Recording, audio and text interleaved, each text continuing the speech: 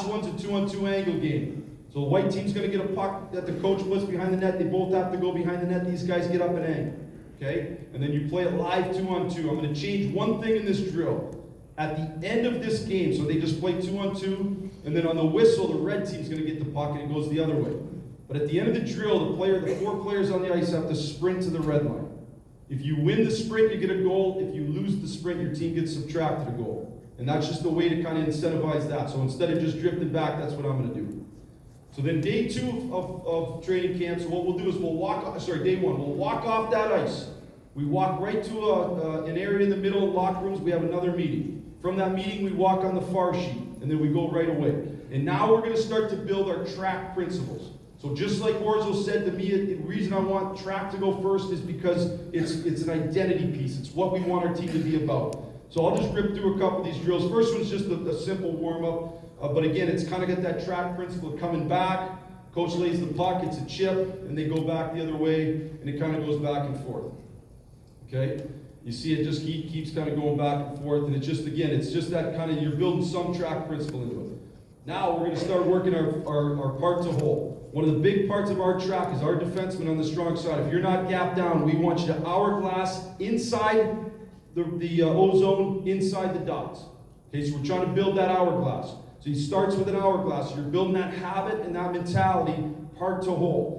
After you take that one-on-one, you'll get a second, you come out to the neutral zone, there'll be a second puck, and there's an angling component of it. Again, making sure we have great body position, great sticks. Okay, from there we're going to start to build kind of a routing drill. It's 5-on-5, but it's a routing drill. So we're working on our hound that you saw with Sorelli, how hard he went, and then these guys are going to reload up. So as it goes, the blue team's on defense, the white team's on offense. We let the blue basket the puck behind the net, and we work on our routes and our gaps and our reload mentality. Okay? After that, we'll line them up in this corner, and we'll do the same thing. Then we'll build off that into what we call a surf. So part of that hourglass is this defenseman surfing on the player. So you imagine hourglass here and hourglass here. So surfing on the player. So basically it's the same type of drill, but on the whistle now, you can see Point has the puck. We're going to surf on him. We're going to force the puck out, and we're going to track back and transition out of that. This is a 5-on, basically we're going to do it 5-on-1, not 5-on-3, but you're going to track back your guy. The F3 mentality for us is you track as hard as you can to the red line, and that the D will stay inside. If you can't catch it by the red, you go all the way to the middle of the ice. But here they're able to catch it by the red, so we're creating that scenario, 5-on-0, and it goes back the other way. Okay, and then the same thing, then it goes out of the other end, it goes back and forth. Okay, this is a big one. We want to be a squeeze team. So this is a 3-on-2 squeeze. So what happens here is the D-men are here for white, the forwards are here for blue. The forwards are going to swing inside the blue. The middle guy is going to get the puck, and he has to kick it to the outside guy. The D-men are going to touch the blue, get up and skate forwards, and squeeze them. So we're teaching that mentality of lateral gapping and skating forwards. But not out of a setting that's a full ice 3-on-2. We're giving the advantage to the defense, and then we'll let them play it out. Okay, so a really good drill to kind of start that squeeze process. Okay, and then from there we break it down. And now this is a 2-on-1 into 3-on-2 into another 3-on-2 scenario. So this starts with the track the puck. So you have a tracker coming back, and the coach is going to lay the puck to either side. Okay, but he's got to time it so the tracker has a chance. And then we want to track the puck on our 2-on-1s. So as the guy gets the puck, we're going to track the puck. Goes back the other way, one of these guys starts to reload, and then coach times it, gives it to a player, and now he gets it. And you're just working on that track the puck. Then we build it into 3-on-2. So from the 3-on-2, we started here, we should have great squeezes off this, and then once this initial play is done, the tracker gets out. They play 3-on-2 low, that allows this other group to get ready, and then on the whistle, the high forward here, he's going to track, and the D are going to try to squeeze. And so now we're working on the sorts in our end. So if we squeeze, this guy's tracked up the middle of the ice, he'd ultimately pick up the outside lane. That's our tracking principles. So again, we're building that part to hole and how we're going to do it. I'm going to skip that one. Now we're going to go 5-on-5. So it's 3-on-2 low, blues 3 versus 2 white D, and a line of whites out here that you can see. One guy's the puck, we've staggered him a little bit. So out of that whistle blows, and now we're in the track, And you can play it out into D zone, you can throw second puck for neutral zone, forecheck, that's up to us. Okay, so you build that out and you do that. So we build part to hole, and now we're into part to hole, then we went into 5-on-5. Last one's just a game, I'll let it play. It's kind of a game, but it's also got bag skate in the middle of the game. So it's 2-on-2, blue are attacking up the ice. The whites you can see, so you start at your opposite end. They get the puck, they want to get it to their partners, so you go offense, defense out. So once the blues get the puck, they'll give it to once the whites get the puck, they'll give it to the whites. They're done, the blues will track back off of it. You play 2-on-2 in a tight area, you can throw multiple pucks. Boom, I think that puck went out of play, they had enough, and now they're going to track back. It goes back and forth, so offense, defense, out of it. Here we go, boom, it's kind of back the same way. They keep coming. And it just keeps going back and forth. So it's a way to play a game, build that mentality of winning the first 3 steps, and also build a little conditioning without just pure skating. Okay, so that's the gist of my presentation. I want to touch on one thing, and it's been talked about here earlier already.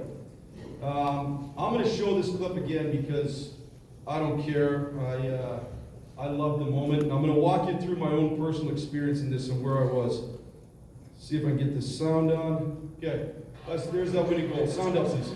Tage Thompson with Logan Cooley. Thompson in, shoots, scores! Tage Thompson, golden goal!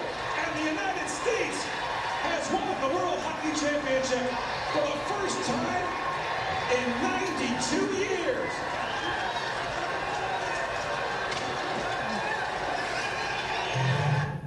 All right, so I went into the rink that day. So I was watching the game in the rink, and I said in the third period, I was nervous.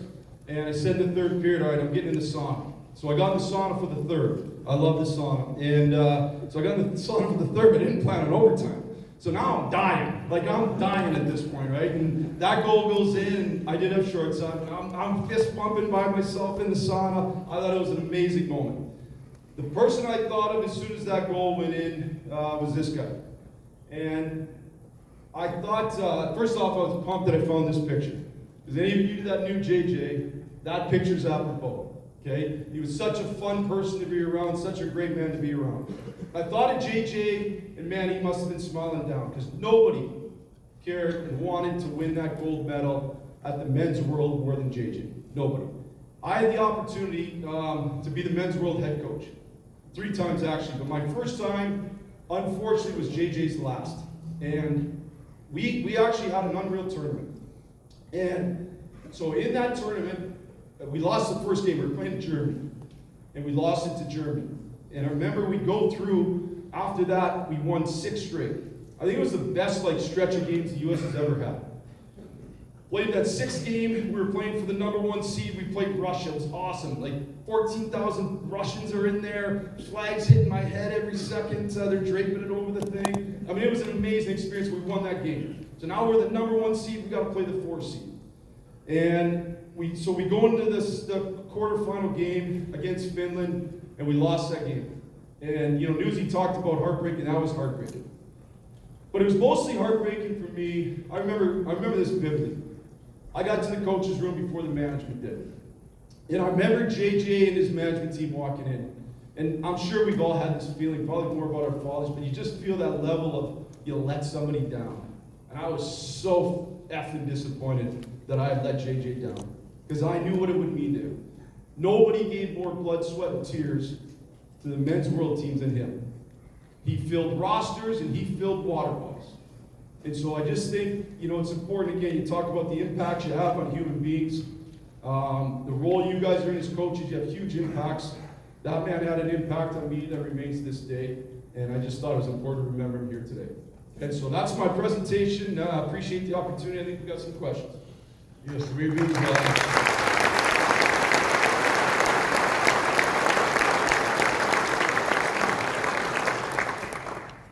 That was awesome. Great sentiment to close. Thank you. Here's the first one. Did you meet with any of the Blackhawks players before you took the job, and what's the process like when taking on a head coaching job? So I didn't meet with any of them before I took the job. I met with a number of them after taking the job. Basically, as you go through the process of the interview, I've interviewed for a number of NHL head coaching jobs, and they're all different. Every manager kind of has their own way. It's a pretty in-depth process. Sometimes you can spend 7 hours in a room talking over every single piece of your system. Sometimes you go to dinner and you just talk. They want to know what you are as a person. Since I've taken the job, first of all, I thought it was an unbelievable opportunity.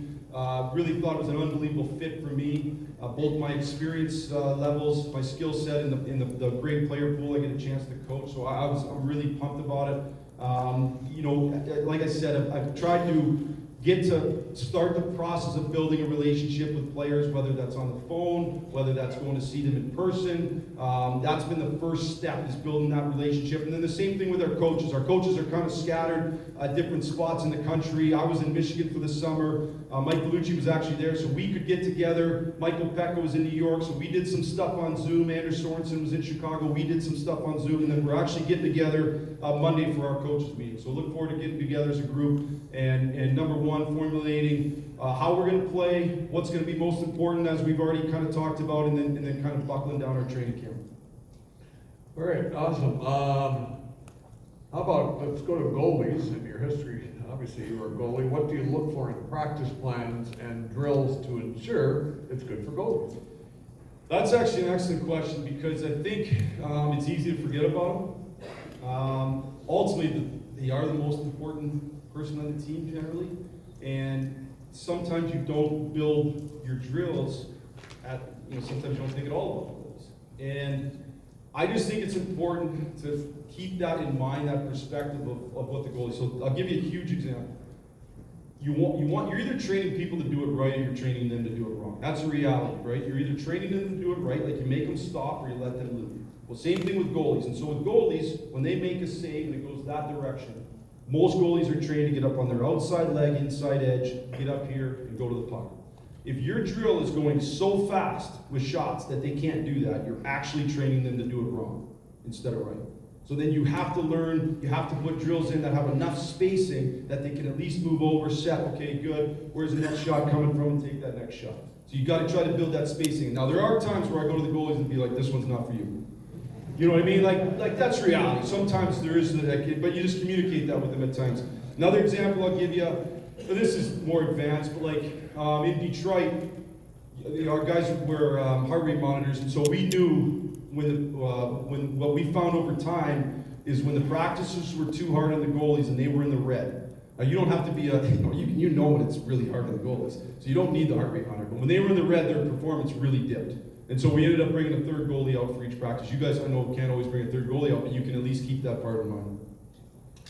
All right, kind of playing off that a little bit, what overarching guidance do you give your goalie coaches, and what kind of feedback do you want from them, both in practice and in-game feedback? Let's start with this. I was a shitty goalie. So any of these questions about goaltending, I'm not sure I'm qualified to answer, to be honest with you. That's why I got a head start in coaching. But I would say, I think it's just every goalie coach relationship is different. I coached our goalies as the head coach up until Grand Rapids in the American Hockey League. So I did in junior, I did in college. I was our goalie coach and our head coach. Once we got to that level, at first I had Chris Osgood in Grand Rapids, and I had Jeff Saleko. I've had really, really good goalie coaches. I think number one is making sure our communication's clear. We're going to talk about a lot of things. We're going to, schedule in the NHL is a big deal, so we're going to plan out our schedule, how we're going to kind of get the goalies ready to go that way. I want that feedback as we're getting ready for a practice. Just so you know, we got Spencer Knight. Just so you know, Spencer Knight hates this drill. And then at least I know, and I can make the decision.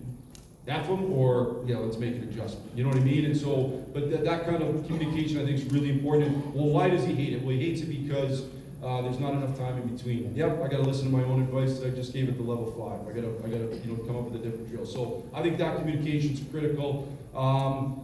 Directing the goalie coach just like we direct our assistant coaches who oversee players, making sure a lot of times they're the first guy that has meetings with those players, and then I'd be the next, so there might be times where I'm like, hey, you gotta meet with them, and you gotta make sure, this is great, or this isn't good enough, or whatever that might be, and then I'll take over from there, so stuff like that. All right, and then finally, how How did you use analytics in Detroit versus Tampa? So analytics is an interesting thing, and I'm an analytic mind. I really am. Like, that's the way my mind works. And so I've been in search of meaningful statistics for a long time. I think where analytics gets in trouble sometimes, first off, the media loves to use analytics, but they don't go and fact check it.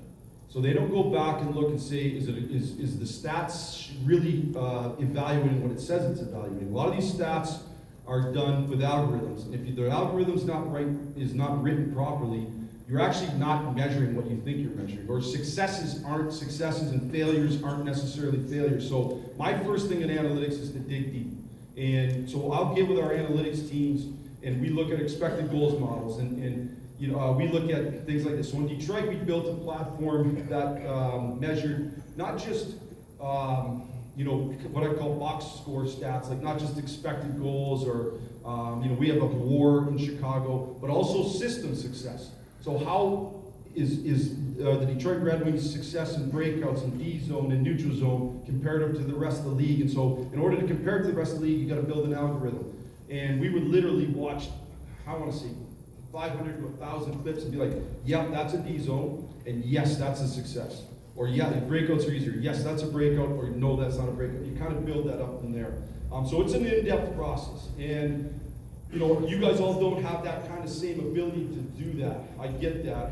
So then my piece of advice would be, don't just blindly trust the stat. Like, you got to make sure the stat is measuring what it's saying. It's measuring successes properly. It's measuring the thing that it's saying it's measuring before you just blindly trust the stat. I just think that's a critical piece to it. And then, but once I think, I want to be somebody. What the question was comparable between Detroit and Tampa. I would say we're all trying to find the best practices to use analytics. And so we work closely with both analytic teams. They're both super way smarter people than I am, and we just kind of work together on it. So it's something that's still I was just met with our analytics team yesterday, and we've got some really cool things in Chicago. But the one thing that everybody's still trying to figure out is how to measure defensive statistics properly. We're pretty good at measuring offensive statistics, but the game is a balance between how much you create versus how much you give up. And so you can't just measure players on how much they create. You also got to measure how much they give up. So we're working through that balance. So how much do you go with your gut? Well, you're still going with your gut. This is information. So it's just like anything else. It's just like watching video. Like I'm never making a decision solely based on stat. But what I want the stat to do is take the human emotion out of it. So if what the stat does for me is take my human emotion, whatever that might be, out of it, and gives me a clear sense of, let's say, how we did in that game. So I might walk off and think we did great. And then the expected goals model says we should have lost by 4 goals. So then what that does for me then is say, okay, I gotta look at it. I gotta make sure maybe what I saw wasn't right. And I might watch the film and be like, fuck that, it was right. You know what I mean? And I couldn't wait to see that just to see what happened up here. It just says it was right. It's amazing. You guys got this dialed in. So the gut still matters tons. So Jeff Blashill, everybody.